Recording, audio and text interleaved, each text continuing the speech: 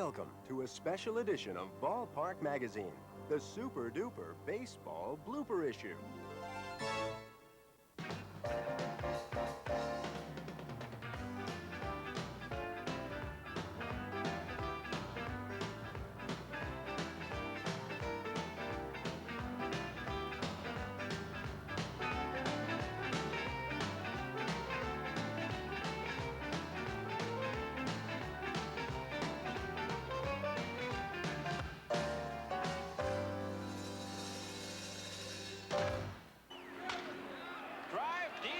Center field. Barfield going back. It is gone.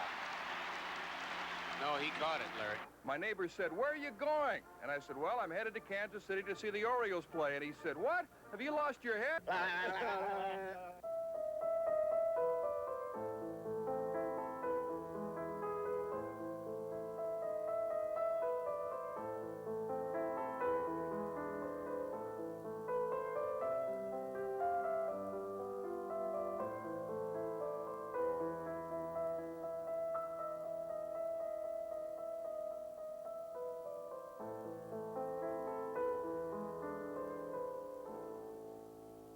And a lot of guys that spent time together in the minor leagues. Yeah, there are quite a few of us. But, That probably means that Rona might be going to the minor leagues. And if so, the question is, can Rona bear it? Oh, my God. Time is called. Now the home plate umpire sees it. He's pointing at it. And Greg's looking out the left field. Eric's looking down the left field. He thinks there's something on the field. Now he sees it. Oh. Take a bite.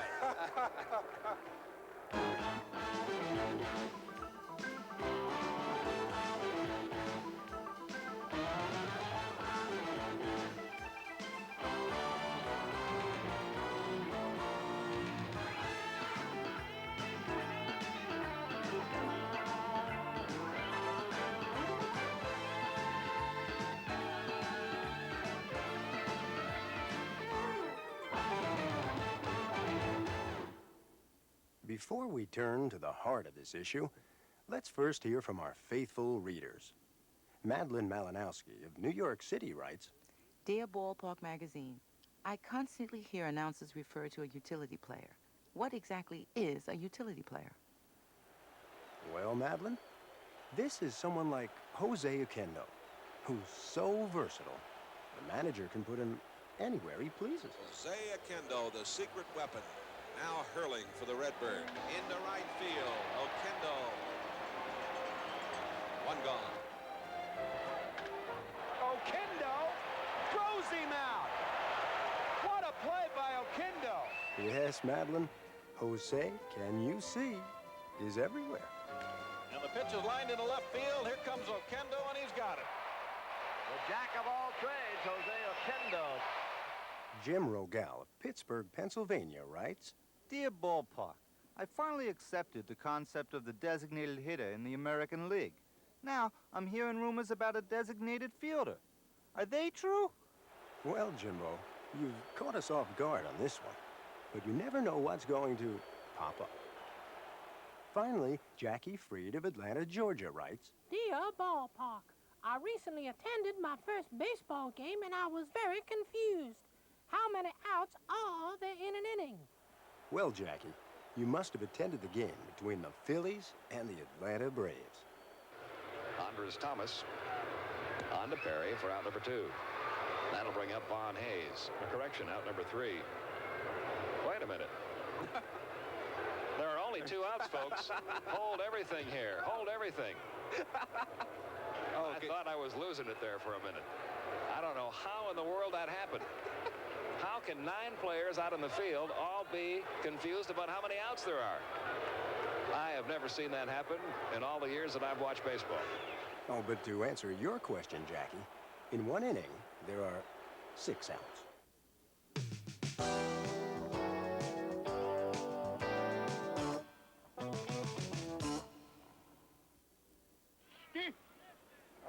What?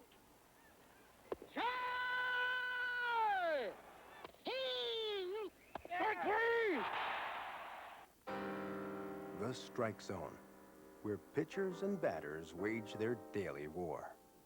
The strike zone is often a source of frustration and bewilderment.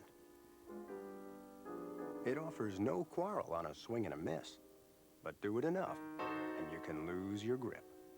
Want to see a sailing bat? Here it is. I've always wanted to see a sailing bat. Sometimes the ball never makes it to the strike zone.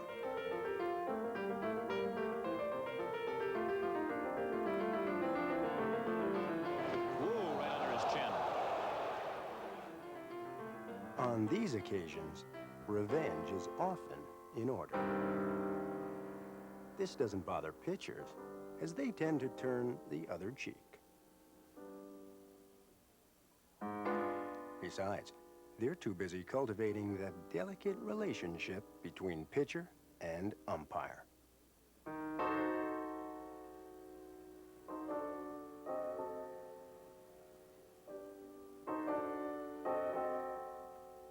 An unhappy pitcher can leave an umpire helpless.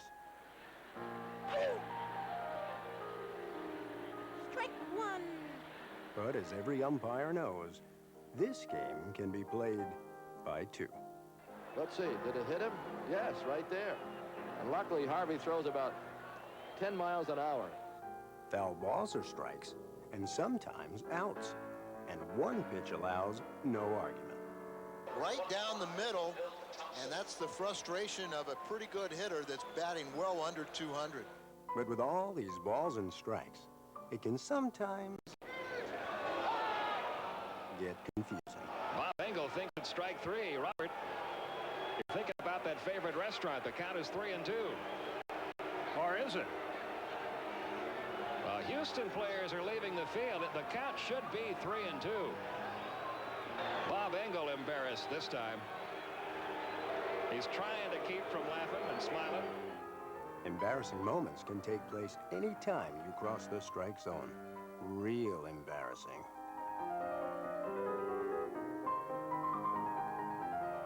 And just when you thought you'd avoided the issue completely, another strike is behind you.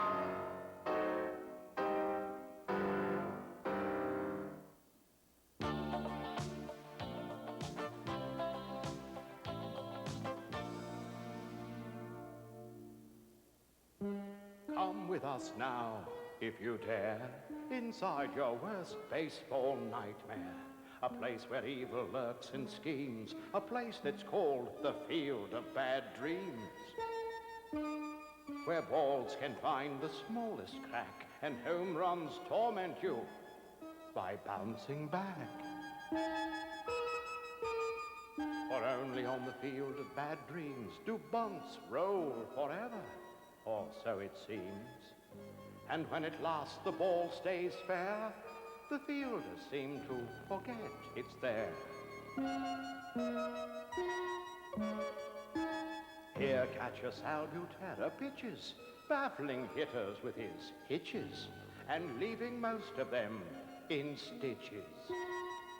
A field put on a pitch by Kipper, the runner breaks, unbeknownst to the pitcher, who catches one for the Gipper.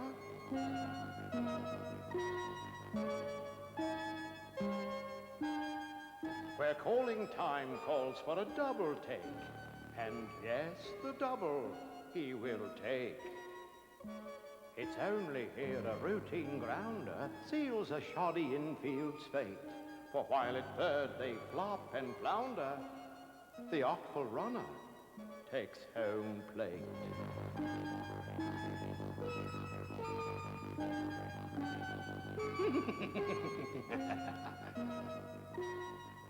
So come with us to the Field of Bad Dreams, where nothing is the way it seems, where even doubles test the brain, when ground rules don't include the drain.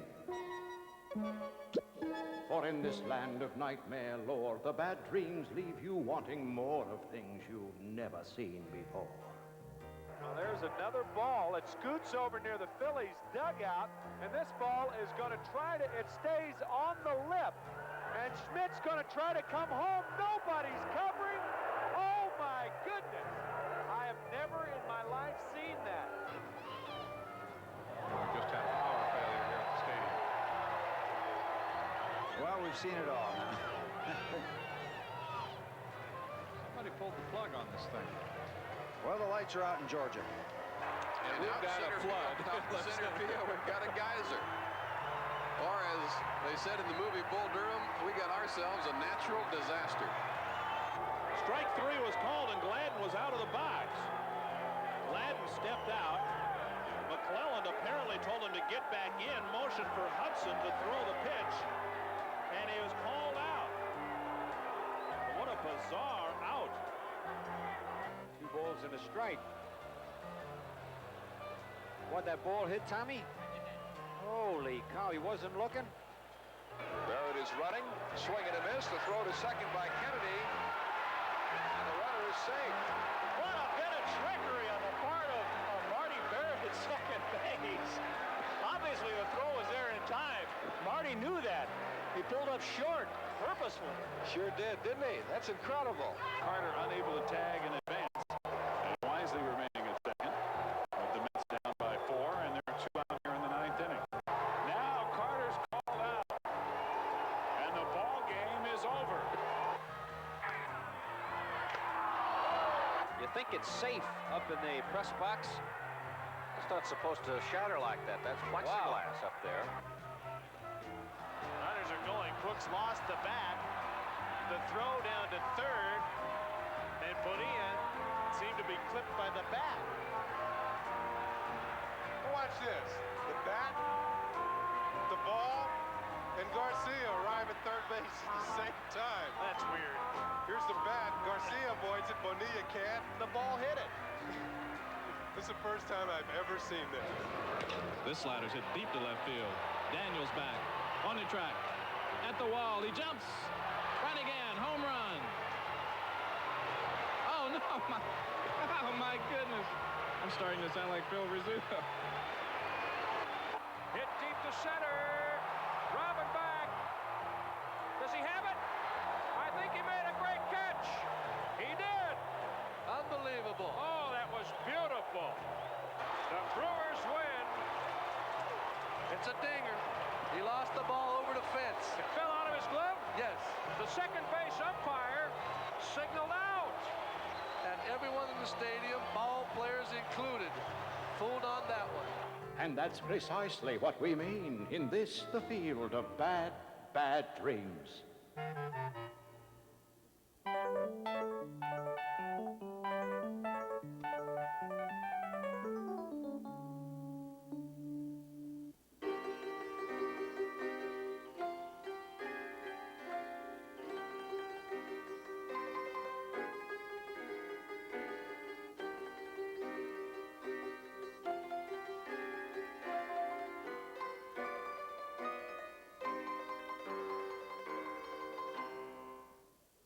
The outlook was not pleasant for Gotham's pinstripe crew.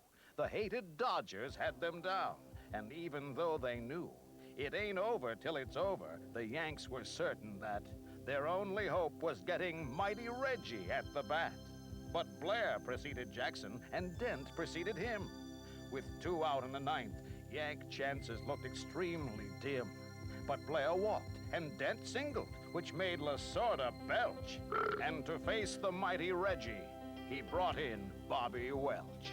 It was rookie versus legend. It was power against power. The pitcher's day of destiny. The slugger's finest hour. A classic confrontation, the dragon and the knight. Reg spoils one down the middle, then ducks one high and tight. He isn't thinking single now. He's swinging from the heels. Full count. Here comes the payoff. The pitcher rocks and deals. And everyone agrees who saw that last titanic swing. That ball was going, gone. If Reggie hadn't missed the thing, Chavez Ravine re-echoed with the crowd's ecstatic shout. But there was no joy in Gotham. Mighty Reggie had struck out. Was this World Series tragedy to be the end? Oh no, for this is truth, not poetry. 4 games were left to go. Back in New York, the Yanks swept 3. Game 6 was in LA. The Bombers led the Bums by 2, with only 3 to play. Lasorda brought in Welch again, and Dodger fans felt edgy. On deck, the third man up to bat would be the mighty Reggie. The catcher signals fastball, the nod, the stretch, the pitch, and as announcers like to say, the irony is rich, and Reggie's rich, and Welch is rich, in series shares and glory. And for those fans who wish to know the moral of our story, it's a truth of Yankee baseball. It's as simple as a stat. Keep Casey in the dugout and Reggie at the bat.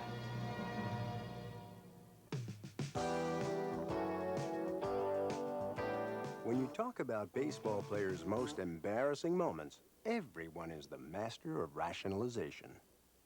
That wasn't goofy. That was supernatural. I think it was the Aurora Borealis went off that night. They'll only be able to get one if they can get that. Here, John bobbles the ball and should have held it. John does not normally make that kind of mistake. They're going to try to score again. And Tommy... Tommy made 2 errors. Tommy should have stayed right on the mound. Well, you're right, absolutely. 3 errors? They can't give him 3 errors, no? At one time, it was time for me to go up to hit, and I just had to go to the bathroom. I just had to go. And they just had to wait until I was done. And then, of course, there was the time Lloyd Mosby stole second base, and first base, and second base again, all on the same play. There goes Mosby. Picked a good pitch to go on. Terrible throw. Mosby doesn't know where the throw is. He's going back to first base. Is he going to steal first? He steals first. Now he's going to steal second again. I've never seen it before. It's something that I just wanted to make a video for the kids for on how to do things twice and be successful at doing so. That is probably the most unfortunate thing out of the whole year. How did him get a stolen base for?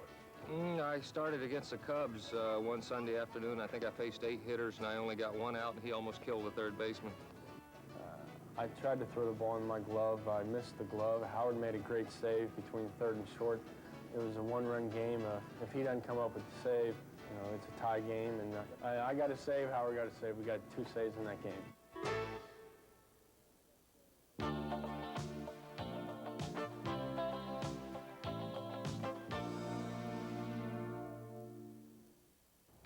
Every big leaguer comes to New York sometime during the season.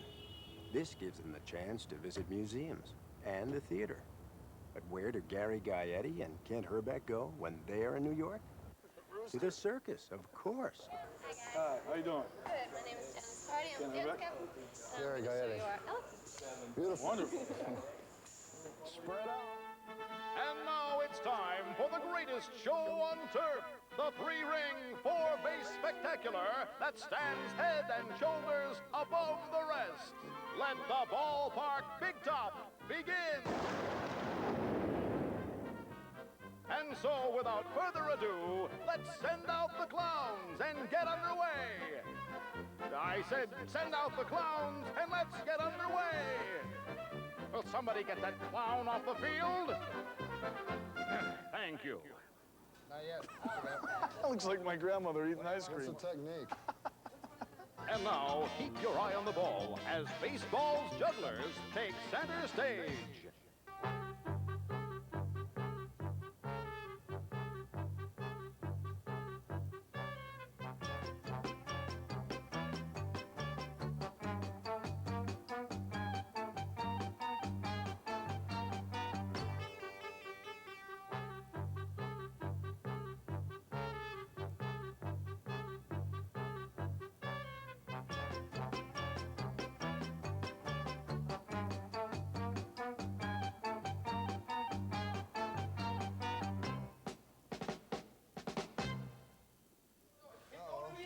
Who are you guys?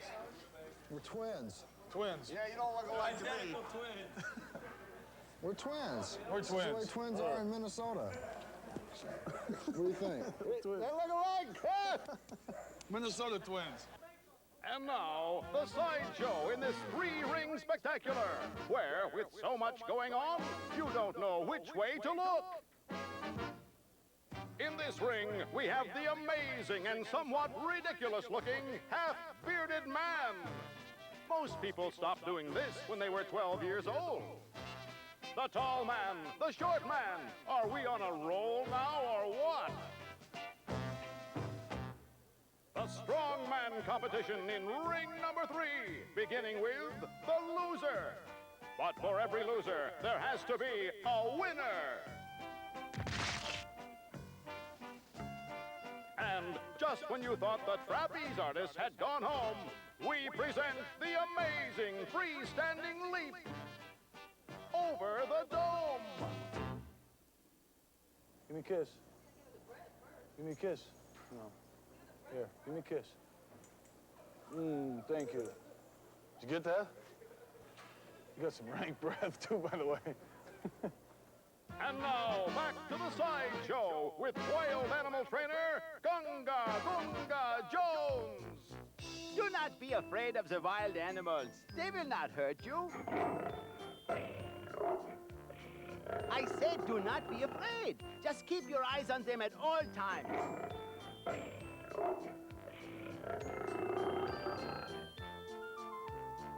The wild animals are really quite harmless. Watch how I carefully control this king of the AstroTurf with no fear whatsoever.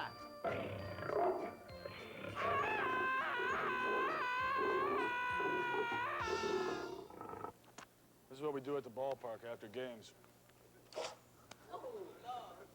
Oh, it smells like the clubhouse.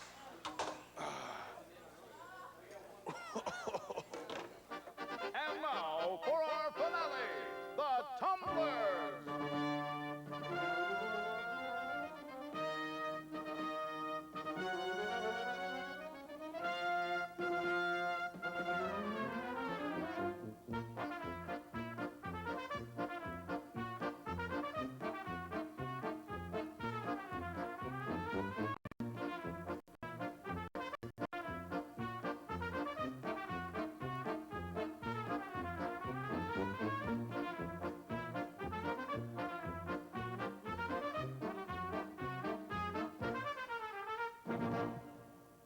Thank you. Nice meeting you. Nice Thank meeting you. you, too. Thanks for showing us Good luck around. to see Thanks you. for showing. Thank you. Good luck to you tonight. Thanks. All righty. Okay. Nice That's what the outfit. third base coach should look like. We never miss a sign.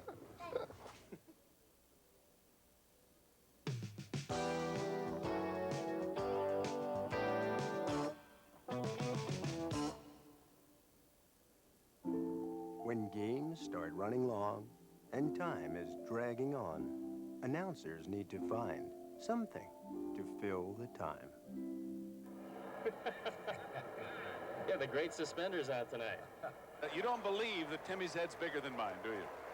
There is a place on the earth where the sun sets in the east.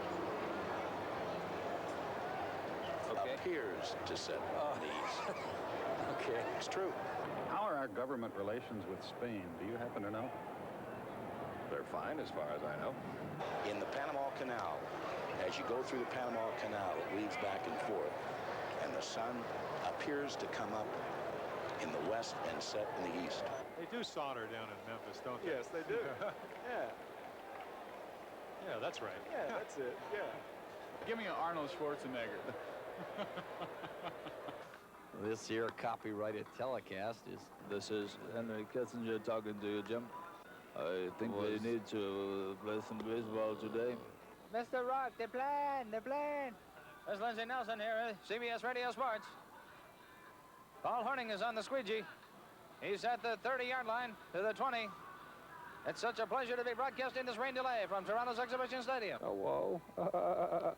Be very quiet. Wow. There's a fine shot, Joe, of something that means absolutely nothing to this ball game. What about Roger Rabbit? You want to talk about that for him? Haven't seen that one.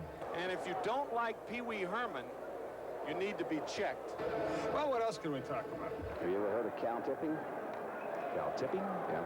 They're pigeons. They're worthless creatures. And the jellyfish. You ever swim with a jellyfish? Try not to. Oh, August is jellyfish month here on the East Coast. We're really running out of things to talk about, aren't we? We're discovering everything here. Valley Regional High School was on the Housatonic River, on the banks of the Housatonic. In fact, I can sing the fight song, but no, I won't do that. How can the Bee Gees, Stayin' Alive, a much disdained disco record, rank ahead of Mitch Ryder and Devil with a Blue Dress On? My chérie amour. Sing it. High above the Housatonic, mid the Berkshires, proud and true. It's the same old story. Of love and glory? Let's not get carried away. And what have you and Mr. Blast been talking about tonight? Anything? Nothing important. No, if I tuned in today's game, it's the first game I ever saw, I would say, you know, I listened to two guys tell me about Parsley, Hitler. That's right. And some baseball. And I think Curly of the Three Stooges would have summed up this series by saying,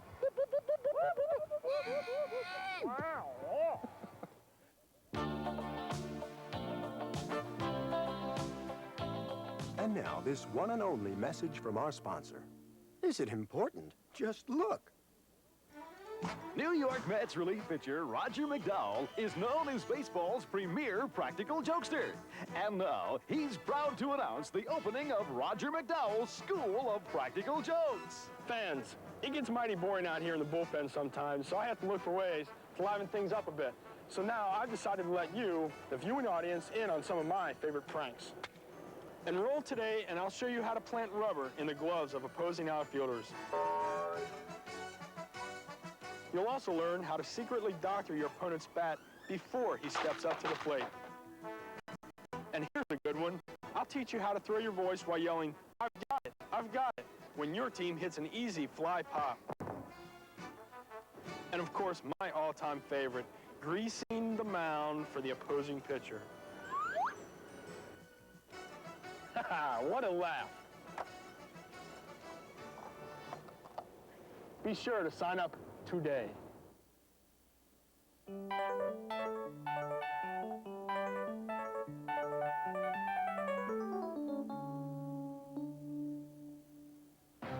Baseball streaks belong only to the best, like Joe DiMaggio, who hit in 56 straight games, Lou Gehrig, who played more than 2,000 in a row, and the latest entry in the successive Hall of Fame, Orel Hershiser, who pitched 59 straight scoreless innings. Fly ball to right on a semi-check swing. Gonzalez, the record. Orel Hershiser, 59 consecutive innings scoreless. The all-time record. What's Drysdale thinking? Don't give me that stuff where guys always give it that, oh yeah, records are made to be broken. I was rooting for the kid. Fat chance. Whose name you won the record book, yours or someone else's? But not all streaks strike a player's fancy, like Eric Davis, who struck out 9 straight times in 2 days of Mike Scott and Nolan Ryan.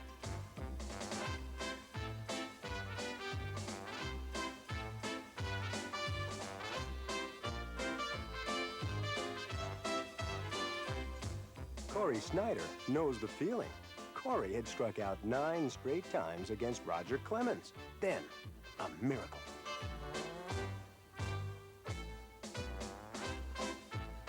Corey's contact left them clamoring for more. At least a step in the right direction as he had contact and flied out to shallow right. There it is, the handshake. The high five, the low five. I got a fly ball against Roger Clemens. Then there's the saga of pitcher Don Carmen, who was 0 for 46 in his career and figured when in doubt, he might as well bunt. Carmen made it to first, but the error made him 0 for 47. A reprise was in order. Here's the 2-strike pitch, a bunt that trickles foul, and he's a strikeout victim. At 0 for 48 now, the bunt simply wasn't working, so Carmen took a cut. The batter, Don Carmen. Up there to bunt probably. Nope, he's going to swing. Base hit through the middle. Oh! I don't believe it. Don Carmen with his first major league hit. That snaps at 0 for 48 for him. I do not believe it. They're going to stop the game and give him the ball. Len Cicada owns still another streak worthy of forgetting. Cicada couldn't have bought a hit against the White Sox, going 0 for 66 over the course of 7 seasons. But all streaks, whether good or bad, must soon come to an end. In the box score, it was one small hit, but 'twas a giant leap for Len.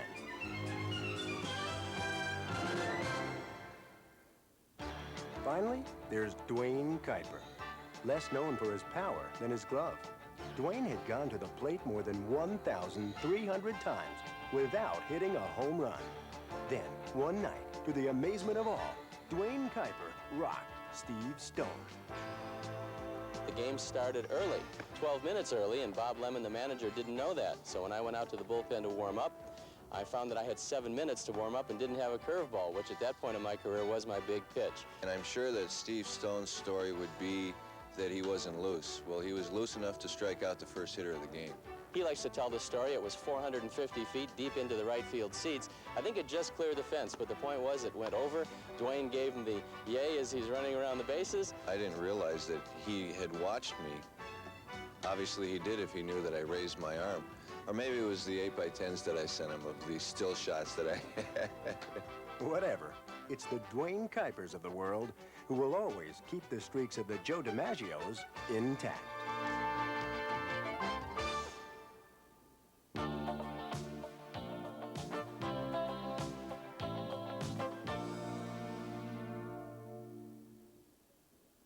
And now, it's time for a very special feature, as Ballpark Magazine conducts its own Star Search in this, the first annual Baseball Talent Show. Today's category, impersonators, who make a lasting impression. And now, let's get on with the show.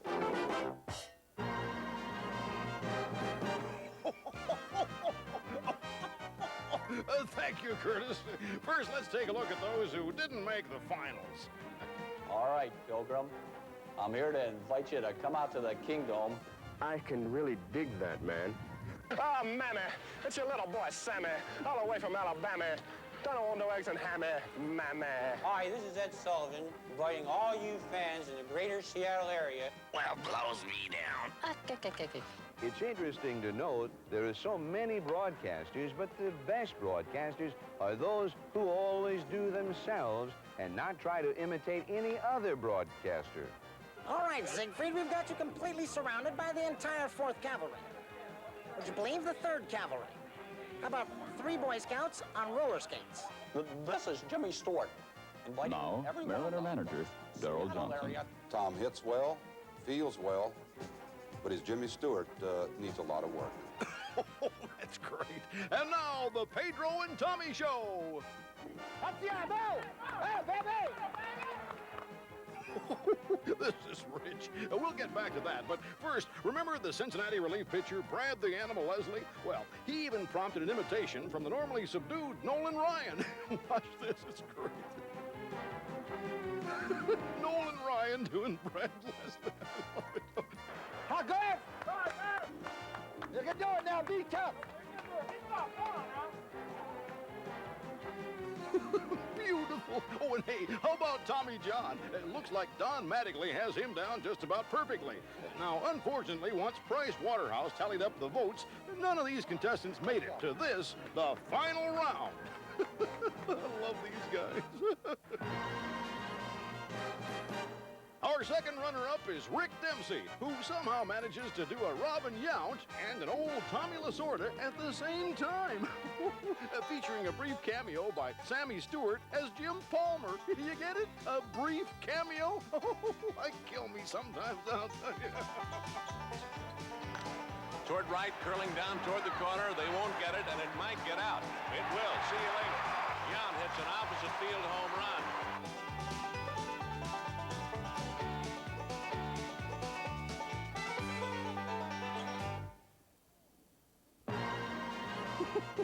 Oh, and now our first runner-up, a tie between John Morris and Dennis Lamp, with Lamp doing Gaylord Perry almost better than the original. Boy, I'll tell you. Now watch closely. Here's Lamp doing Perry, and here's Perry doing Perry. Well, you make the call. Now Morris explains how to do Willie McGee. Got to look like you're in a lot of pain and you're having a miserable time out there. And then get up there and make it look like your knees are killing you, and it's the last place in the world that you want to be, out on the baseball field. And then just go out and lay out 4-line drives. That's Willie. Oh, it certainly is. But listen, Lamp does a pretty mean Dave Winfield, too. Look at him. Bet Dave loves this. Now, there's Dave. Now watch. Same thing. Oh, there's Lamp again. Oh, hit a long one. Yeah, same thing. Oh, this is rich. But when it comes to Kirk Gibson, Morris is a natural. All year long, they look to him to light the fire. And all year long, he answered the demands. Here's the big pitch. He's got to make it happen on this one. High fly ball into right field. She is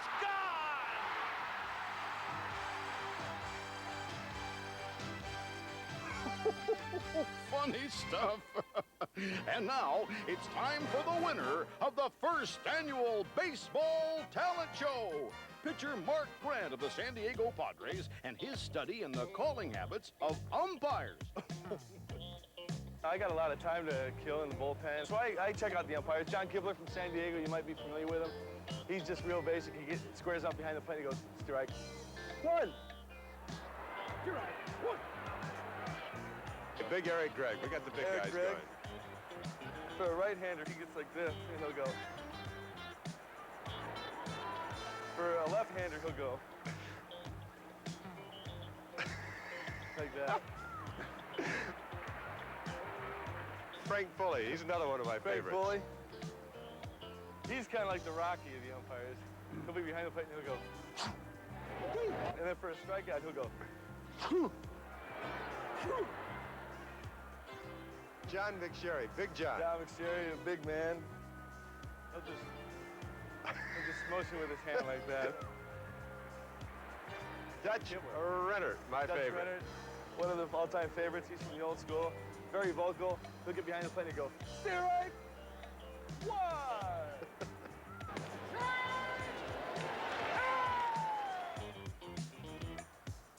How'd you tell me Dutch Renner ordered a steak in the restaurant? In the restaurant, he orders steak rare.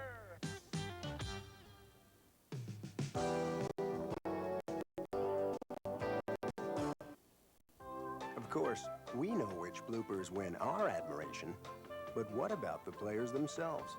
Which ones do they like best?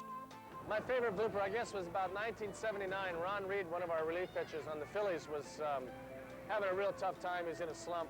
And he finally came in, had a 1-2-3 inning, hadn't pitched in a while, and he did cartwheels off the mound all the way to the dugout. He's 6'7". Unbelievable.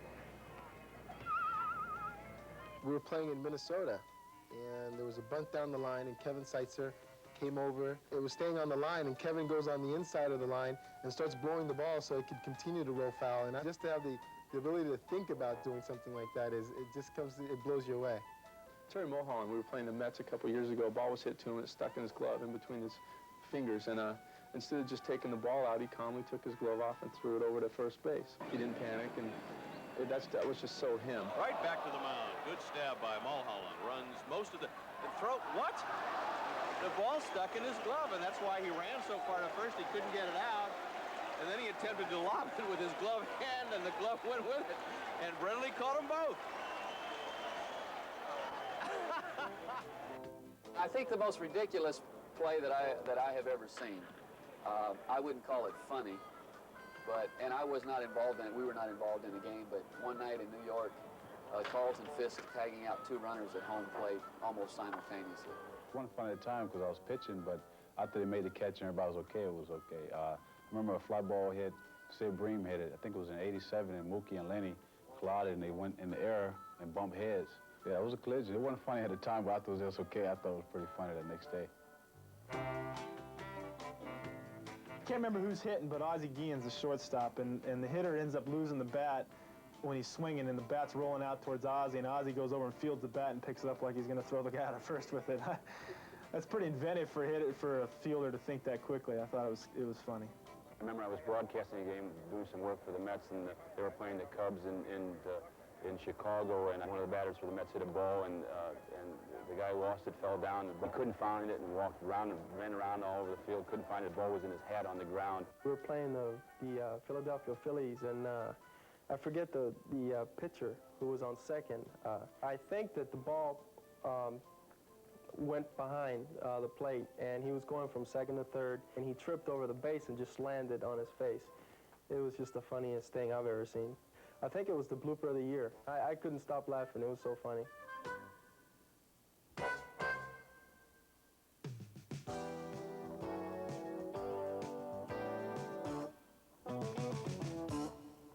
You know, not every super-duper baseball blooper leaves its victim in a stupor, as Ballpark Magazine looks at the bounces that went over with a bang.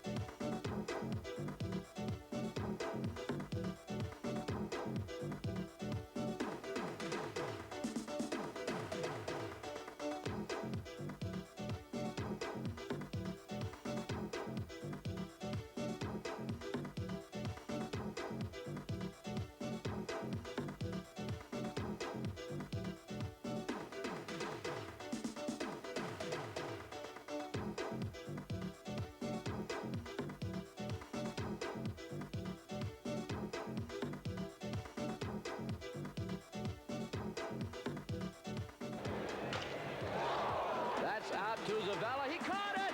It'll be a double play. What a freak double play.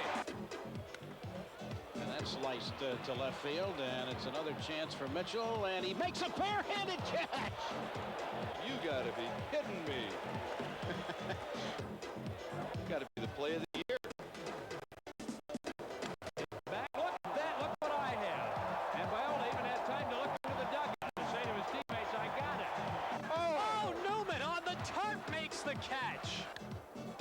Look at that stop by Palmer. Unbelievable.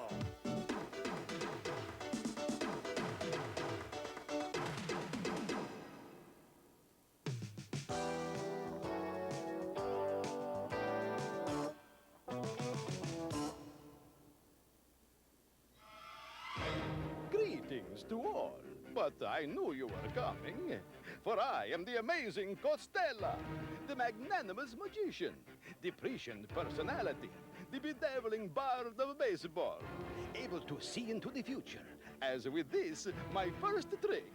The Magnificent Seven are warming up in the bullpen and will be with you as soon as Leonard hits into a 6-4-3. 6, 4.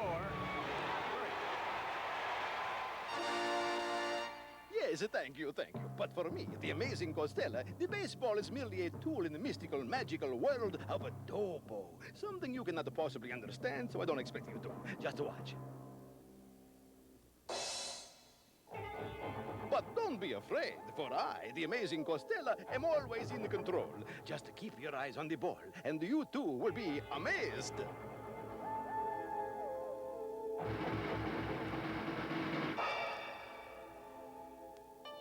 That's it, my son. Keep your eyes on the ball. Never let it leave your sight. Hey, what's the matter? You flunk a little league or something? For only I, the amazing Costella, can make a ball disappear into the magical land of Dobo, then reappear, then watch the victim disappear into the minor world. Yes, I am indeed amazing. I simply can't say that enough, as I can make balls disappear into walls and gloves, if I so choose. It's in the glove, stupid. Catchers, oh boy. The amazing Costella can be a magical punster, putting one catch in the bag, or agonizing over the agony of defeat. which is precisely where this ball doth lie. You must tip your hat to the amazing Costella and the magical world of Dobo, for perchance that you don't, you might lose it. Amazing. I can make balls disappear in gloves, you see? Oh, what a tangled web we lead. And so I can make entire gloves disappear. But the amazing Costella's greatest trick is not making gloves, or balls, or bats disappear. No, my little Dobo friends, it's making entire ball players vanish magically. Just to watch what I do to Lee Mazzilli.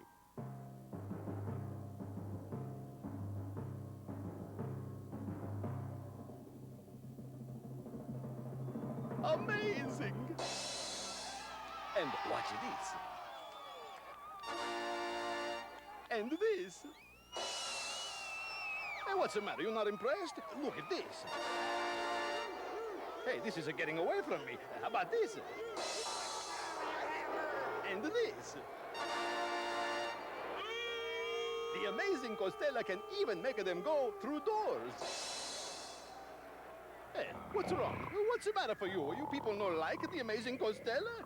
Well, I'll show you. To Doboland with you all! Ah, how dare you insult the amazing Costella? For I have just begun. Hey, wait a minute. What's with the freeze frame? I'm not finished. Don't put me back in that stupid blooper duper thing again. I won't go, you hear me? I am Dobo. I mean, I am the amazing Costella. I got a house in Queens. I got a key.